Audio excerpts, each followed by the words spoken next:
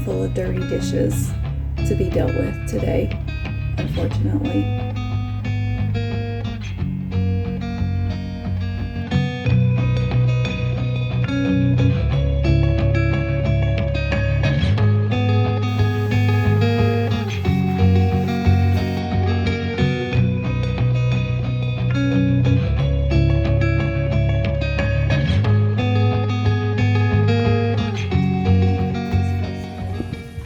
I am really struggling lately getting out of my routine for the past couple weeks.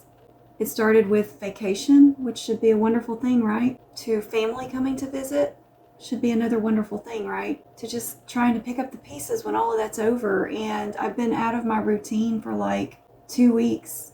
And now I'm just sitting here depressed, trying to get back into things the way I like them, while feeling empty and lonely and guilty for wanting to spend time doing things that I really enjoy, thinking that while I'm spending time with family members.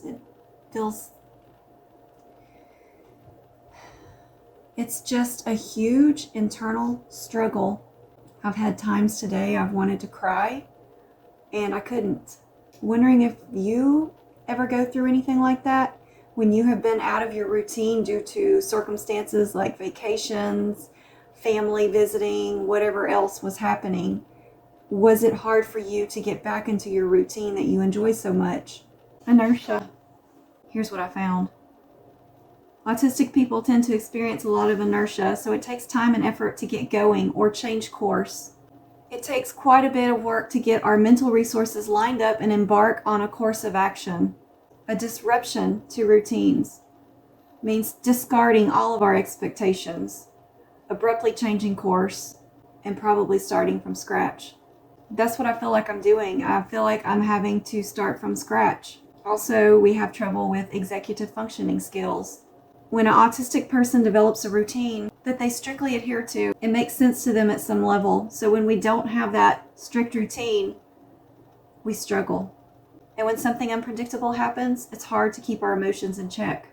The transition from one setting to another can be really hard for us. When I'm in the routine of going to work and doing my job full time, I don't have time to experience these emotions. But when I'm by myself, there's too much time to think about it all.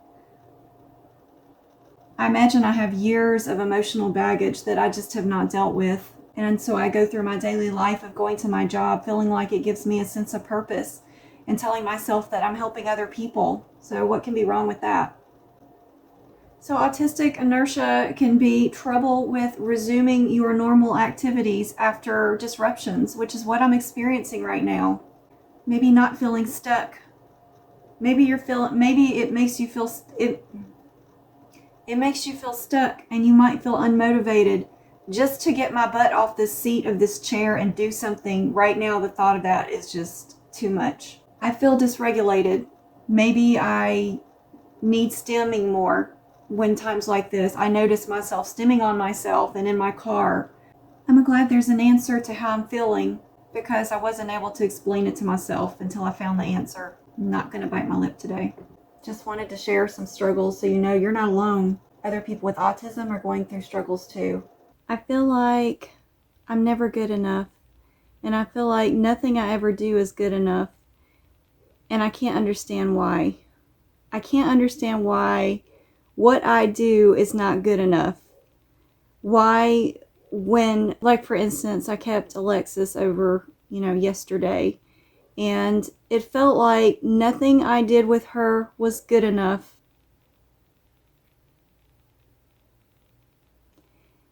Why is it so hard to put into words?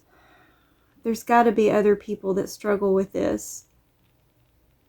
When you feel like nothing you do is good enough, I would love to cry right now, but I feel numb and I feel like I can't. I probably have emotions I need to get out, but I can't. I couldn't even explain to my husband what was wrong. Saying all that, so I asked ChatGPT, why do adults with autism never feel like they're good enough? Now, I can only account for myself. I don't know how other people with autism feel, but comparison with neurotypical standards. that hits the nail on the head for why I don't ever feel good enough. It says society often has a set of expectations and norms that are considered typical and normal behavior. Adults with autism may compare themselves to these standards and feel like they fall short. They may feel pressured to conform to social expectations that are challenging for them, which can lead to feelings of inadequacy. It's important to remember that each person with autism is unique and not all individuals with autism will experience these feelings to the same degree. It's crucial to provide support, understanding, and acceptance to individuals with autism. Build a supportive network. Do you have a supportive network? I'm going to write my feelings down. And then when I have my next counseling session, I'm going to read it to my counselor so she can help me understand my feelings.